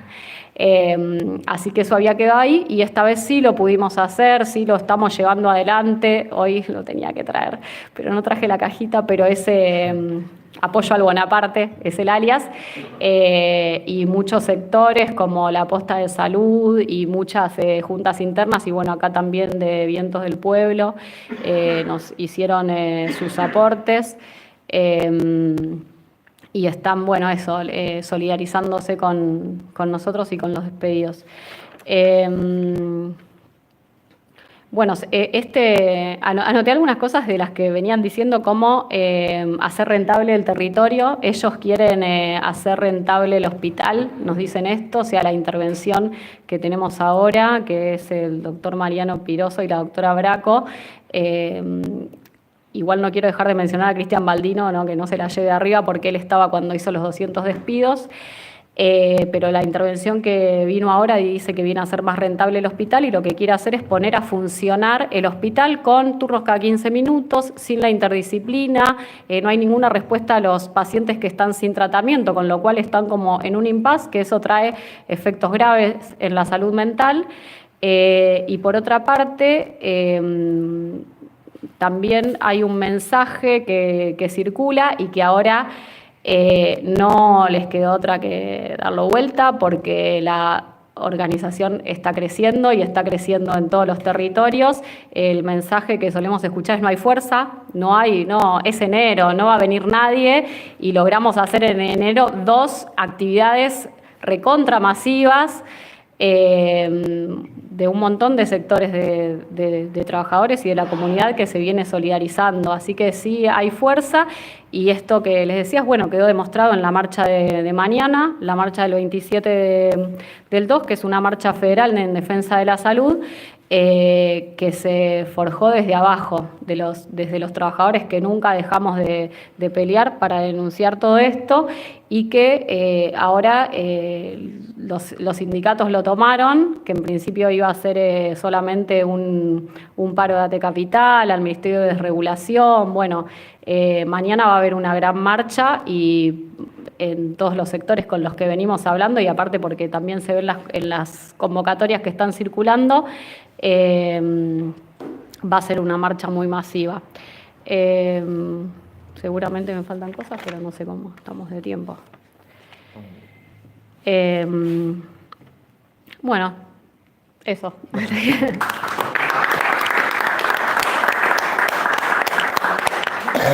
Gracias, Juli. Bueno, me quedaba pensando en cómo nos condiciona la vida la precarización del trabajo, ¿sí? Y cómo han podido arrasar los puestos de trabajo por justamente compañeras y compañeros de más de 10 años, 15 años, estando en su puesto de trabajo, especializados, siendo estratégicos para los derechos de la población. Sin embargo, la precarización laboral facilitó el trabajo del gobierno y los borró o los intenta borrar de un plumazo, con lo cual allí es un desafío que tenemos como clase trabajadora de luchar contra la precarización laboral, porque claramente es una herramienta que tienen las patronales y los gobiernos para avanzar sobre eso. También la cuestión de la acción directa.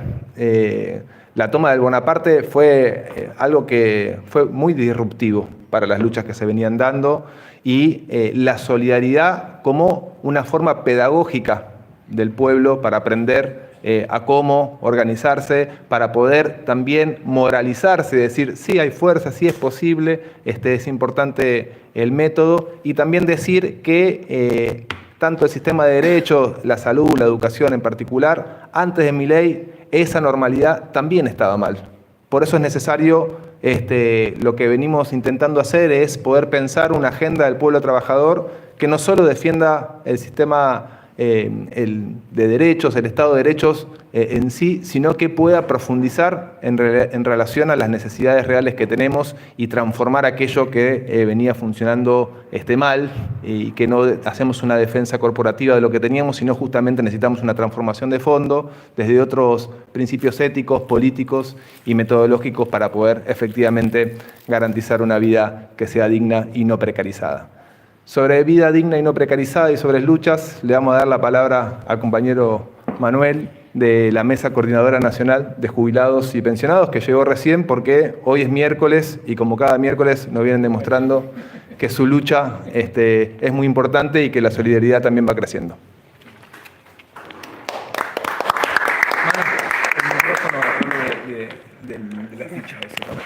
¿De acá? De esta de acá. ¿Ahí? Sí. ¿Tengo que agarrar de acá? Sí. Bueno, compañeros, compañeras, muchas gracias por haberme invitado a mí, no a mí personalmente, sino a la problemática de los jubilados a esta mesa, ¿no? Con compañeros y compañeras trabajadoras. El tema jubilado, la primera cuestión es que está enmarcado en una situación internacional de franca ofensiva de los grandes grupos económicos, del Fondo Monetario, de las instituciones del capital sobre los trabajadores. Es decir, ¿por qué digo esto? Porque el objetivo, no solo en nuestro país, sino cuando nosotros nos ponemos en contacto con compañeros de Chile, de Uruguay, de Bolivia, de toda América del Sur y también en Europa, el tema es la mercantilización de los fondos jubilatorios. Este es el objetivo de la lógica del capital para la jubilación. ¿Qué quiere decir esto de mercantilización? Quiere decir que el sector, primero hay que decir que los fondos jubilatorios son millones de mangos en el mundo. Es mucha plata la que está en juego. ¿Y qué quiere decir mercantilización? Quiere decir que va a haber jubilados, los que puedan acceder a un régimen de capitalización, que son los sectores más acomodados de los trabajadores, bueno, van a poder llegar a determinado nivel de vida. Y los otros van a quedar con un seguro a la vejez. Es decir, la polarización social entre los de arriba y los de abajo, entre los ricos y los pobres, se va a legitimar institucionalmente en el tema de los jubilados. Esta cuestión.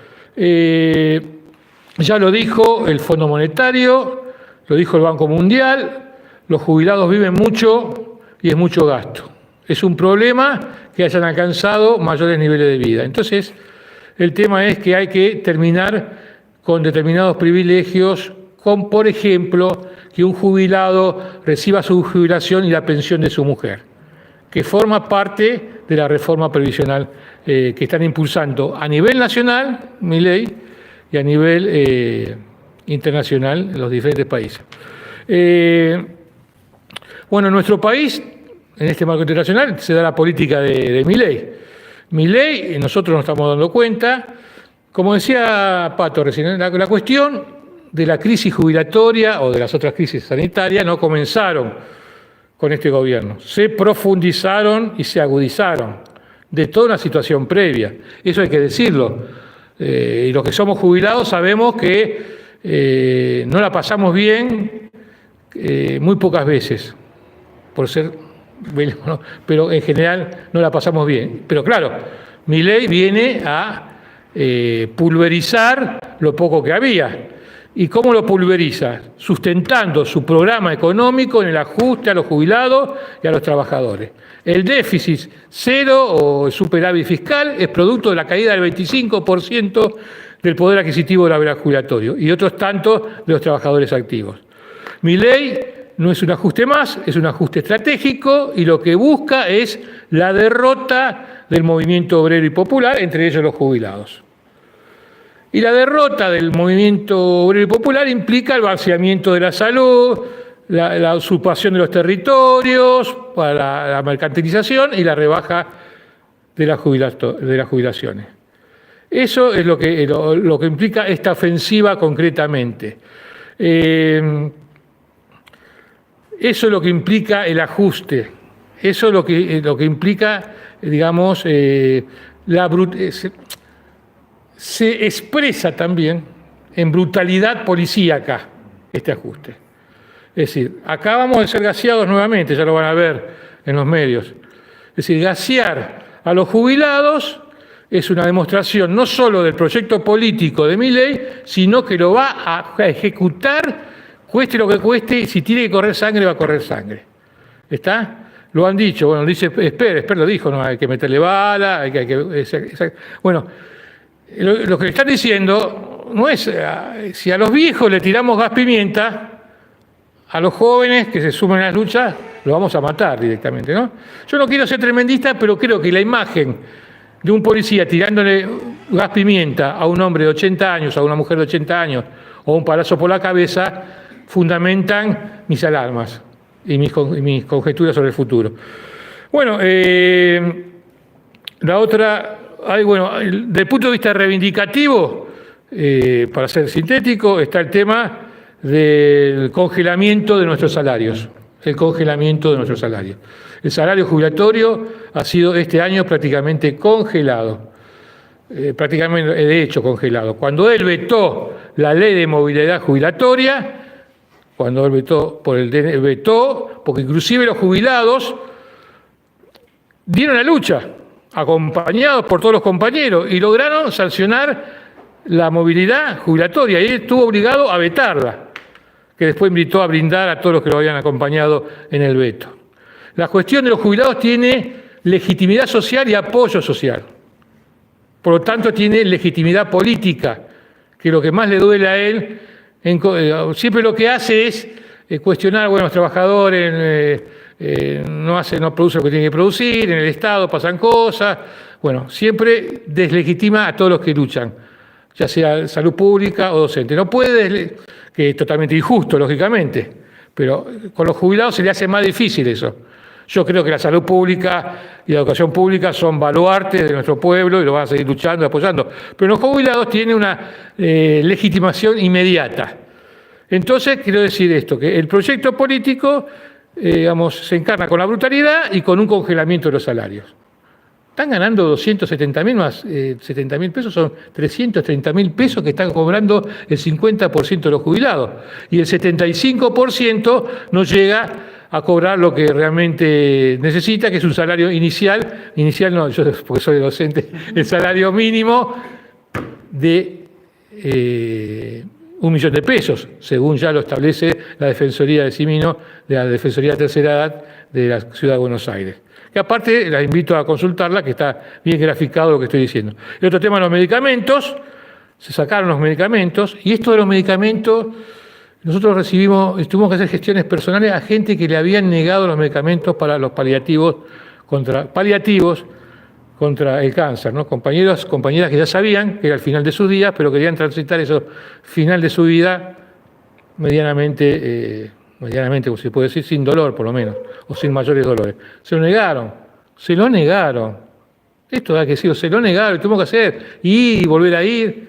Esto es brutalidad, pero brutalidad no desde el punto de vista de la caracterización psicológica de la brutalidad. Brutal es desde el punto de vista político, con intencionalidad política y con objetivos políticos. Bueno, dicho esto, para terminar, el tema de la experiencia de lucha de los jubilados, que fue una lucha que empezó ya a tomar fuerza. Es una lucha que tiene su historia, porque el anexo del Congreso es un lugar histórico que estuvo con dirigentes de la mesa, con Norma Pla, también la CTA hizo ahí actividades cuando era una sola CTA contra la privatización del sistema de salud. Bueno, es un lugar histórico, no lo inventamos nosotros, pero ese anexo le dimos continuidad y sentido histórico y la cuestión es que se ha transformado en una gran asamblea popular. Acá hablaban de método, en una gran asamblea. ¿Cómo empezamos? Íbamos menos, poco, iba la gente, tomaba el micrófono, hacía catarsis, encontraba un lugar, esto hay que decirlo, ¿no?, donde los viejos no tienen capacidad, es decir, nuestra sociedad la vejez se la castiga. Los más castigados son los niños y los viejos. los extremos de la sociedad. La mayoría de los pobres están en los extremos sociales. Bueno, esos viejos que no encontraban respuesta, o participación, la encontraron ahí. Y ya no, ese espacio no pertenece a ninguna fuerza, y pertenece a todas a la vez. ¿Por qué? Porque cuando la gente, los compañeros se suman, es de todos. Y lo que sea de todos implica que todos nos sintamos parte. Y eso, cuando la gente se siente parte, y cuando eso es directamente una cuestión de acumulación y de impulso de la lucha total. Sí, un gran tema de Milei fue que se forjaron una democracia donde la participación y el protagonismo fueron cercenados, tanto en las representaciones sindicales como políticas, y bueno, pero nosotros tenemos también uno de los ejes, la Asamblea. La Asamblea refleja la recuperación de un espacio de construcción del conocimiento colectivo, del saber, de la propuesta colectiva, que deje de ser el living de la casa, ¿está? Que deje, digamos, yo creo que en esto de la Asamblea hay que buscarle la vuelta, hacerla más participativa, porque el tema de la participación, la opinión, genera conductas que realmente disruptivas, no soy mucho de usar la palabra, confrontativas con el sistema. Me parece que es un tema. Y bueno, y acá todos luchamos, es decir, y el movimiento, creo que el Bonaparte, los compañeros de Garrahan, de la salud, los docentes, los jubilados, marcan la continuidad, la resistencia y decirle a Milei, no, vos querés terminar con la historia del movimiento obrero, querés desterrar de la mentalidad la lucha de los trabajadores a lo largo de este siglo y del siglo pasado, querés volver a la Argentina de donde no existía el derecho de huelga. Los jóvenes, porque son jóvenes ellas, y él, y ella, y los viejos trabajadores, vamos a pelearla.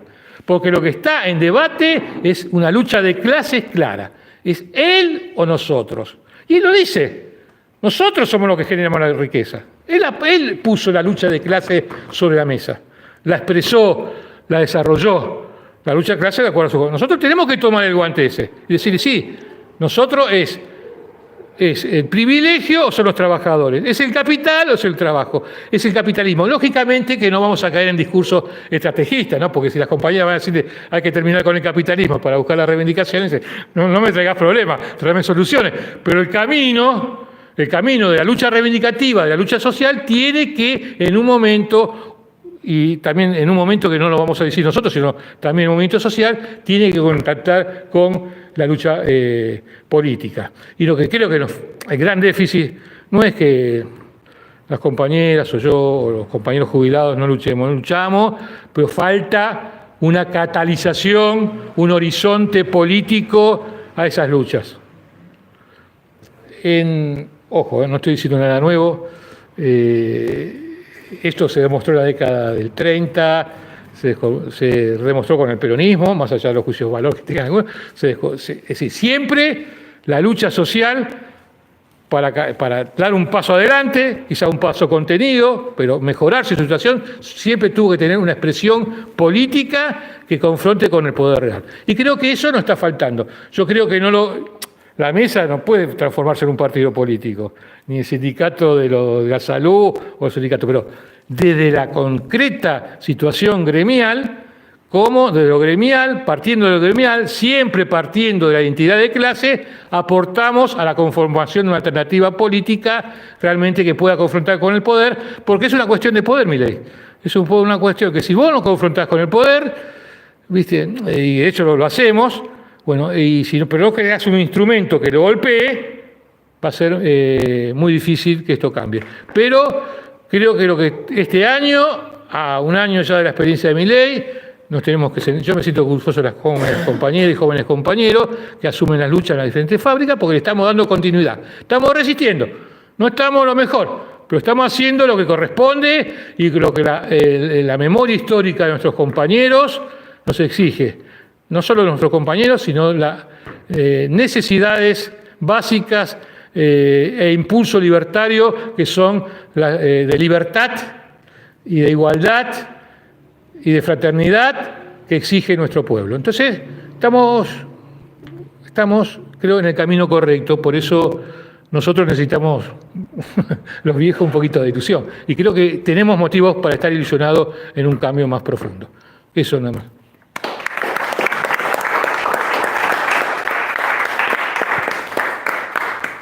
Bueno, muchas gracias, Manuel. Pensaba en esto de la participación y sentirse parte, ¿no? Que todas y todos aquí lo trajeron con el tema de los métodos, de la asamblea y demás. Y estamos a 26 de febrero, tenemos por delante 2 fechas, por lo menos muy importantes, de participación y de construcción de una movilización masiva y unitaria, que son la del 8 de marzo, el paro internacional de mujeres, y el 24 de marzo. Digamos, hacia allí vamos y hacia allí estamos trabajando también para que sean actos unitarios, para que sean actos participativos y para que nos recuerden que es ahí, en las calles, en donde vamos a disputar este poder, donde vamos a construir esta solidaridad y de donde vamos a poder forjar una alternativa de la clase trabajadora. Estamos trabajando con otras organizaciones, desde Vientos del Pueblo, para forjar una agenda del pueblo trabajador y poner por delante las necesidades populares, las necesidades de nuestra clase y por detrás toda la fuerza organizada que esté dispuesta a luchar y a transformar todo lo que tenga que ser transformado. Así que también vamos a estar invitando seguramente el 5 de abril, vamos a estar ahí generando un acto de presentación de todo este trabajo que venimos desarrollando de manera federal, participativa, en asambleas, con varias instancias en donde vamos construyendo una agenda del pueblo trabajador para intentar eso, ser un aporte más a esta necesidad de unidad de las luchas y de tener una alternativa política. Así que mientras le damos la palabra, un minutito para quien quiera completar algo, también abrimos las preguntas por si quieren alguno o alguna participar y preguntar, y vamos a ir dando entonces, empezando el cierre de la actividad. ¿Alguien se quedó con algo para...? ¿Por allí alguna pregunta? Bien. A ver. ¿Quieres? Hola, ¿cómo estás? Bueno, primero gracias a los panelistas, porque siempre es abrazador escuchar que hay ganas y que hay procesos que se van reconfigurando. Así que bueno, hay un saludito porque a veces no es sencillo venir a compartir lo que va sucediendo. Capaz que sí acercarte con el micrófono, así te escuchan los que no están o por afuera. Sí. Porque acá tenemos un microfonito. No me provoques, No, yo me parece mucho, pero voy Gracias, para allá. Están, sí. No quiero tapar el panel. Bueno, no, cortito. ¿Qué tal? Soy Toti, soy parte de Marabunta, soy también trabajadora estatal de niñez, uno de los extremos que la viene pasando mal desde hace muchísimo tiempo. Ahora horroriza el 70% de niñez y adolescentes en situación de pobreza, pero veníamos de un 50%, no es que estábamos muy bien, que digamos. Pero bueno, quería apuntar a una cosa concreta, como que me quedo pensando mucho en lo revitalizante que es escuchar que se van recomponiendo ciertos procesos, algunos los conocemos hace bastante y sabemos que venían de cosas que no tenían nada que ver con lo que está sucediendo ahora, y cómo se va confrontando todo lo que fueron planteando, la represión, la burocratización, la criminalización y demás que vienen a cercenar nuestros procesos de lucha. Pero me parece importante pensar cómo poder seguir dándole una vueltita más, porque hay algo que me parece que fue clave, que surgió con mucha potencia en la asamblea transfeminista que se viene desarrollando en distintos lugares del país, del hartazgo en relación a la institucionalización, la política demagógica, depositar expectativas en quienes pensamos que podían haber tenido un rol mucho más dinámico, como podría haber sido la CGT y demás, pero en la misma medida hubo muchísima crítica a los métodos tradicionales de participación. Las asambleas externas, las intervenciones que buscan más reflejar una línea propia que el sentir colectivo, los documentos que terminan siendo enormes y a veces son más expulsivos que inclusivos y un montón de etcéteras. Yo creo que hay algo de eso que tenemos que hacer el esfuerzo de seguir repensando para ver cómo llegamos a más compañeros, porque no es que la situación de malestar redunda inmediatamente en la necesidad de salir a hacer algo, e incluso estaban contándoles compas que me permito decir que no son tan geniales cuando ejercen los métodos, por ejemplo, burocráticos en algunos espacios laborales o demás, para que eso sea lo que impacta para que no haya participación. Venimos de un proceso de fragmentación además muy fuerte y con los efectos de la pandemia, el pluriempleo para quienes tienen empleo, el desempleo para quienes... Bueno, muchísimas cosas. Me parece que está bueno como darle una vuelta. O sea, yo no tengo una respuesta ni la pretendo tener porque para eso milito y me organizo colectivamente, pero sí como la posibilidad de seguir pensando desde dónde, ¿no? ¿Cuáles son esos métodos innovadores? ¿Qué fue lo que hizo Milei para llegar a tanta gente descontenta? Bueno, algunas cuestiones, Juli decía lo del Instagram, no es ninguna pavada. O sea, hay algo ahí de la comunicación privilegiada en un sector como la juventud y privilegiada en todos, porque todos usamos el celular para todo el tiempo. Bueno, algo de eso. Y por último, ya que estábamos recién nombrando Hago el Puente, se votó que sea un paro por unanimidad, increíblemente, transfeminista, pero también, además de antirracista, antifascista, antipatriarcal, anticapitalista. Así que bueno, hay que levantar fuerte esa fecha. Y quería reforzar lo del 7 también, que es el Día de la Visibilidad Lésbica, porque con todo lo que venían nombrando, bueno, sumar también que están en riesgo nuestras existencias en sí mismas, como vimos con el triple lesbicidio de Barracas, pero como sucede en el amedrentamiento cotidiano que sufre todo el colectivo LGBTI, no binario, queer más y demás identidades disidentes de varón cis hetero, así que me parece que está bueno ahí seguir construyendo esos espacios y bueno, y ver cómo se logra hacer algo de eso, ¿no? Me parece que lo del 1F fue un reflejo de una cuestión donde se ve la necesidad de que efectivamente haya una unidad y una transversalidad de las distintas luchas. Muchas gracias, Toti. También decir que no pudo venir una compañera trans que iba a estar en la mesa, invitada de la columna Mostri, que también tuvo que irse para seguir organizándose. Así que nada, está bueno que hayas traído estas palabras y estas reflexiones que también nos ayudan a todas y a todos. Así que bueno, compañeras, compañeros, muchas gracias nuevamente. Desde el Viento del Pueblo agradecidos y comprometidos en la lucha de cada uno de los sectores y por la unidad de las luchas. Y allí nos vemos en la lucha. Muchas gracias. Una sola cosita. Hablé de la ida de un grupo de personas para poder hacer este relevamiento de todos los derechos lesionados, de todos los derechos pisoteados que está habiendo en los territorios. Y vamos a necesitar, si hay posibilidades de colaboración para que nos podamos mover. La Patagonia, cuando hablamos de Patagonia parece que estamos ahí cerquita, pero no es tan cerquita. Se viene buscando financiamiento, hay algunos, pero seguramente va a hacer falta para movilizarnos en los territorios, porque las comunidades están tierra adentro. Muchas veces se necesita vehículos para entrar ahí a los lugares, así que los que puedan aportar, bienvenido sea. Cualquier cosa, la mayoría creo que me conocen, tienen mi contacto y ahí lo podemos charlar. Gracias.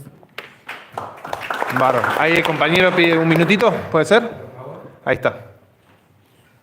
Perdón por la humedad de mi pata, no me ayuda. Un minutito.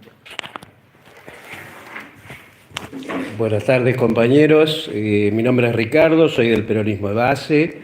Los compañeros de Baramunta me invitaron a celebrar la mesa, las luchas y retomar las palabras del compañero. Todo eso que expresaron ustedes es lucha de clases. Nosotros estamos participando además en otro ámbito donde nos hemos puesto 2 o 3 puntos en común. Uno es una convocatoria antifascista, y le decimos antifascista porque respetamos todas las diversidades,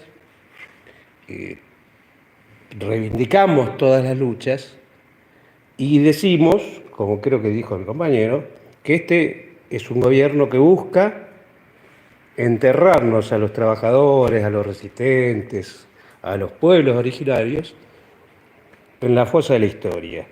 Y los que van a quedar en la fosa de la historia son ellos. Les guste o no les guste. Entonces, muchas gracias por la invitación y nos vemos en las calles. Gracias, compañero. Nos vemos en la lucha. Hasta luego.